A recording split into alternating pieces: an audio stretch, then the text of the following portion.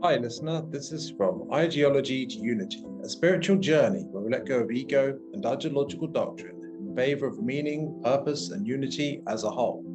So, you may be aware of the idea of the ego. It's all this mental programming that is based on the idea of separation and reinforces itself through control and maintaining social status and the like. Essentially, it maintains control through the idea that you're separate and that you're in control of your life, completely separate from the rest of the universe. It means that anything that goes wrong for you or anything that you do, you can be guilty for. It can trigger guilt for. And anytime someone has a different identity from you or an opinion that clashes with yours or what have you, then it can make you feel attacked, like you need to defend it in order to maintain your control over your reality in your life, so to speak, right? Because it maintains this illusion that you're a separate entity that can be threatened and attacked and needs to maintain itself in a harsh world, right? And that rising in social status or maintaining your social status would be done by exerting control over others,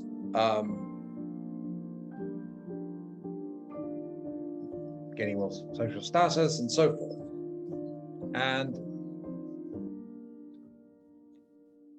from that sense of guilt or the sense of being attacked, what branches out from that is the sense of, if you can't fight something, if you feel like you can't fight something, you might feel sad that you're defeated or that and you might feel depressed. And if you feel that you have low social status, you might feel depressed and low self-esteem, right? If you feel like you can fight it, it might come up as anger or some form of anger, because obviously these three core emotions that branch off from guilt and that sense of being attacked, they can branch out further. So you fight it, so you feel like you're going to hurt them back, and hopefully, if you're successful, then people won't look down on you so much because you'll maintain your position by hurting the other person's position. And keep in mind about the first thing, sadness. Even if you feel like you've lost and have to run away, there's always a lower social status identity that you can cling to, even if it's being a victim, which might be a weak identity, so to speak, but it's still something, because the ego always seeks what it can to reinforce its sense of self, its sense of survival,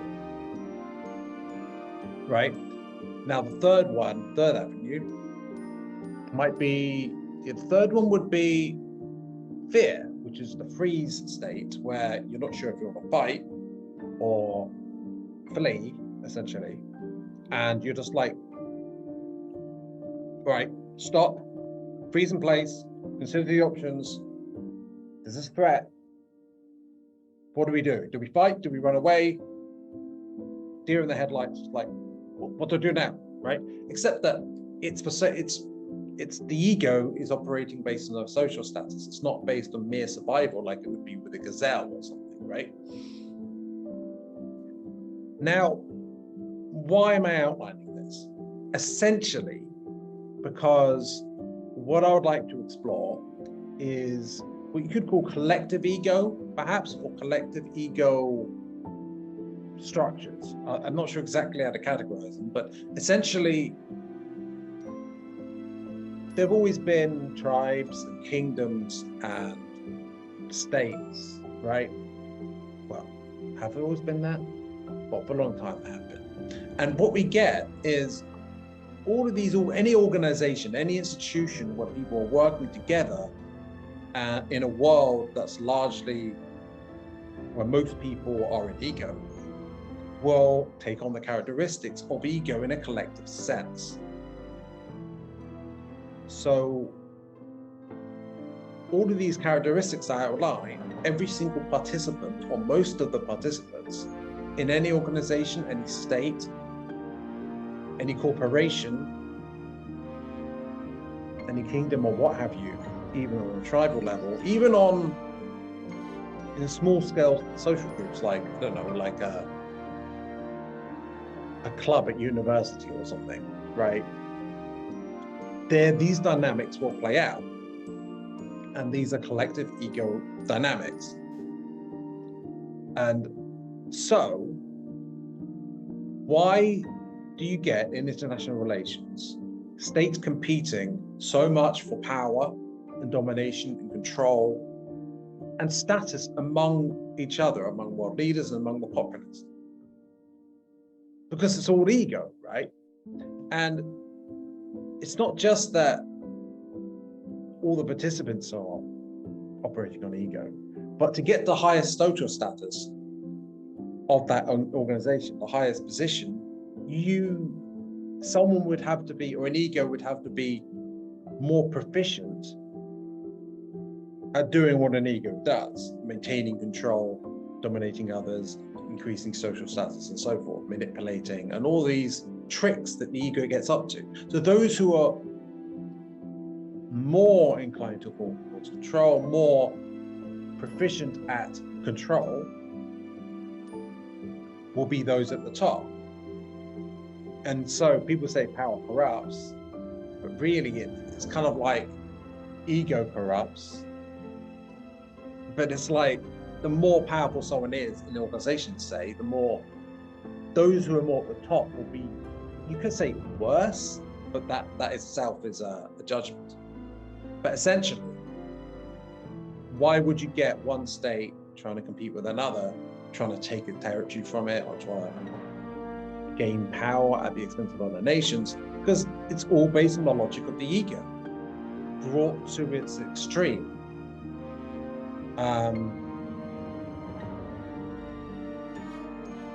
So one kingdom has some land, and there's all these different avenues by which it gains power and control. One might be economic, one might be military, one might be status, which is a social thing, social status among leaders, but also among people in general.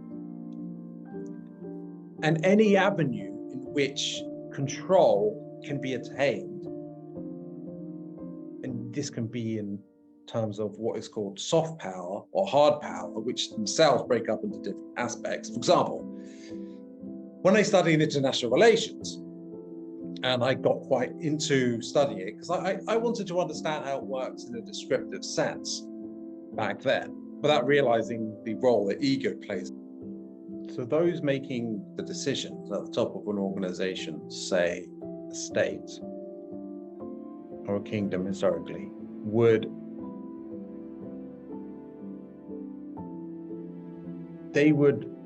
feel threatened by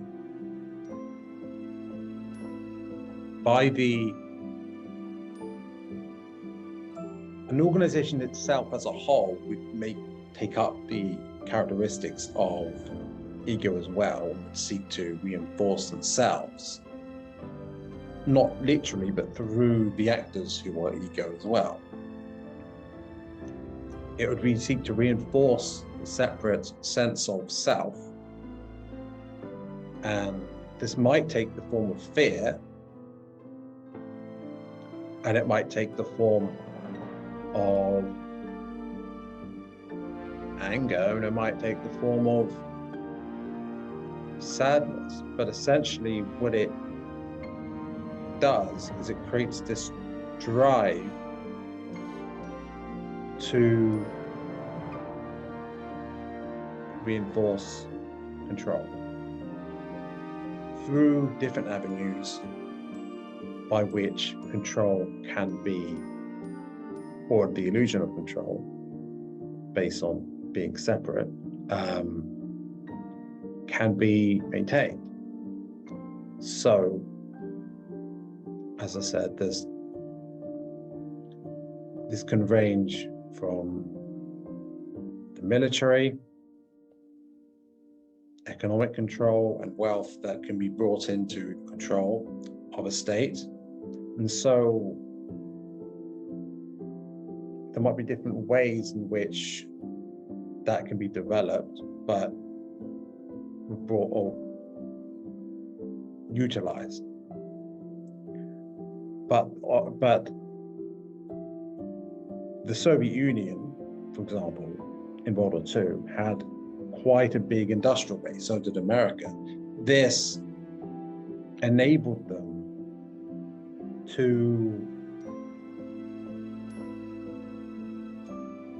that enabled those states to use that capability to exert more control in the competition with Germany. And for example,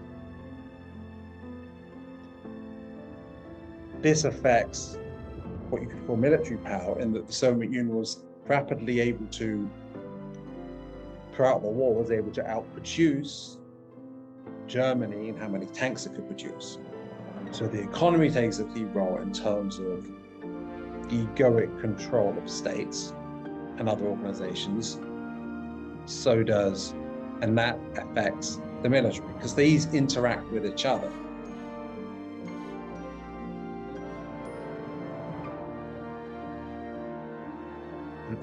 Naturally, espionage is a bit like someone in a social group who might be manipulative to maintain power and control over over others in it, except on a higher collective level. Now, there's this principle, as above, so below, in Hermetic principles. So this, of course, naturally applies here.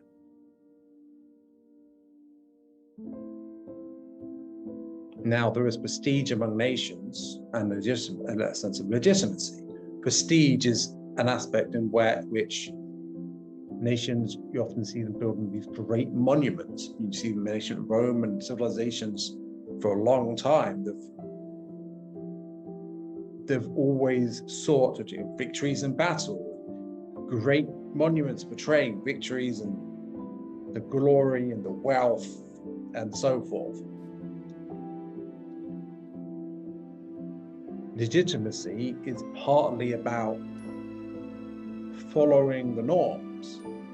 So to maintain social status, you might notice that people often follow the crowd in terms of what's popular, so that they will be viewed as of higher status and themselves be popular. A state, what you'll see with this estate will be that this is a legitimacy, where a nation that doesn't follow the predominant norms of the hegemon, which would be the most powerful state in the system of states at a point in time, or the predominant culture, for example, might not be viewed as so positively. So at the moment, the idea of a democracy or a republic is seen as more legitimate. No matter, regardless of how truly democratic these democracies are, on the face value, they're democracies. Now, a government that isn't like that, let's say, or a dictatorship, or a government that doesn't follow the existing predominant model, say, corporatist sort of capitalism, right? Say, if it doesn't follow that, like Soviet Union didn't during the Cold War, North Korea doesn't follow that sort of idea, or even if it's got a different culture, for example, it's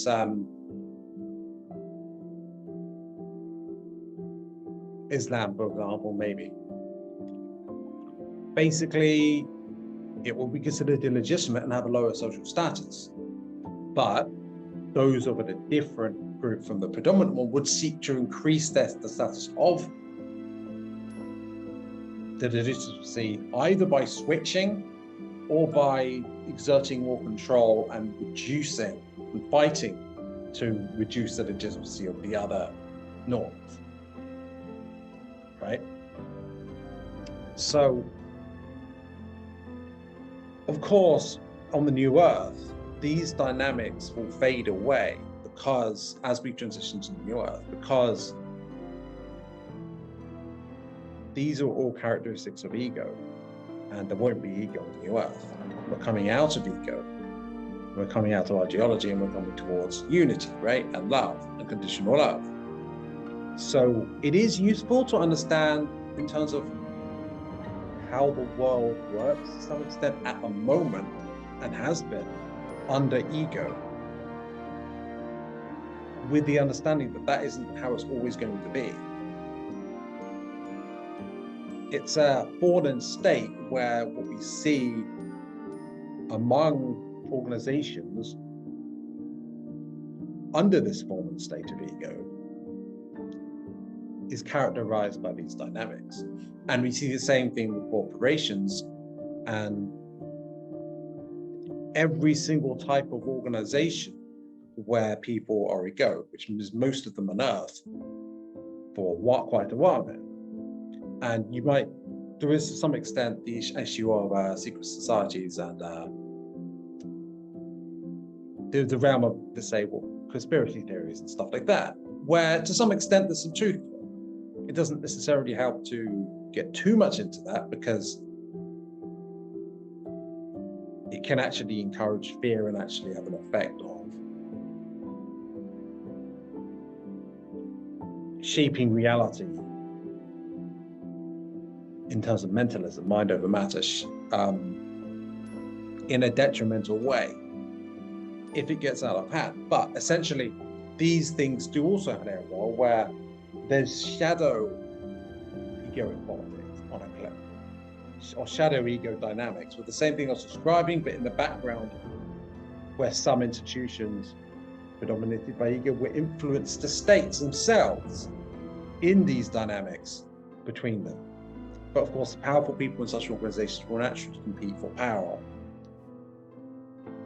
They won't be completely united under one purpose, truly, because they're all red egos. The most powerful people in any of these organizations or shadow organizations or what have you, the same dynamics will reoccur.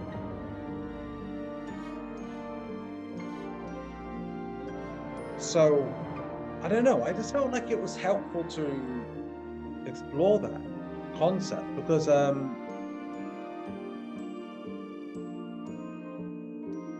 naturally, a lot of what we've been seeing, all the wars or the conflict or the devastation, it's all based on ego. Ego is what's driving all of that. I mean, there's also, all the trying to control some trade and building military bases around the world, spy missions and assassinations and all this stuff. It's all collective aspects or manifestations of ego.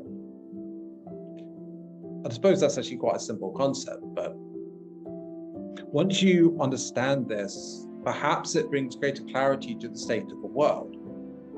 And, we can come up with all these ideas humans can come up with all these ideas about, this ideology will fix the situation. Convince enough people to believe this, then we'll fix it. Enough people to believe that, then we'll fix it. That ideology is the source of the problem, or this way of doing things is the source of the problem, right? But ultimately, as long as we stay in ego, the same things will keep repeating themselves, right? But the awakening provides the opportunity to unravel all of that, right? We don't need to have a fix for any of these issues directly necessarily. All we need to do is aid the awakening which is the coming back to the heart center and an opening of the heart of humanity. If we aid in that by being just simply authentically speaking our truth and being true to ourselves, and also the more we understand the ego and its dynamics, the greater we are able to be authentic and come out of ego and open our hearts. The more we do that, the more it's easier for others to do that. The more we meditate, the easier it is for others to do that. The more we meditate collectively, that has a multiplying effect, where the more people meditate, especially simultaneously, it's like an exponential effect of aiding other people waking up, right?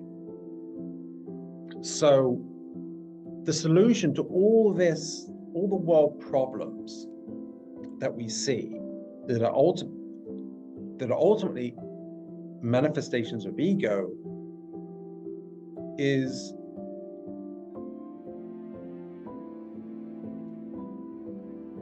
simply what I've been describing about how to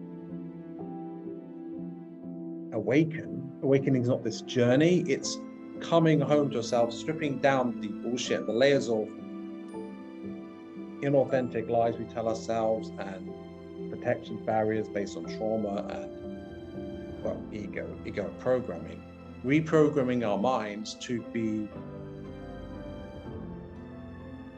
in alignment, letting go of what no longer serves, understanding the ego and naturally the ego fading away, and speaking our truth.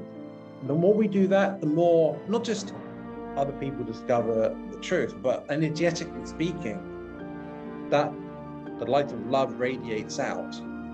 And the light, think about the relationship between light and darkness. The ego is like darkness, right? And light shines through the darkness, and darkness recedes.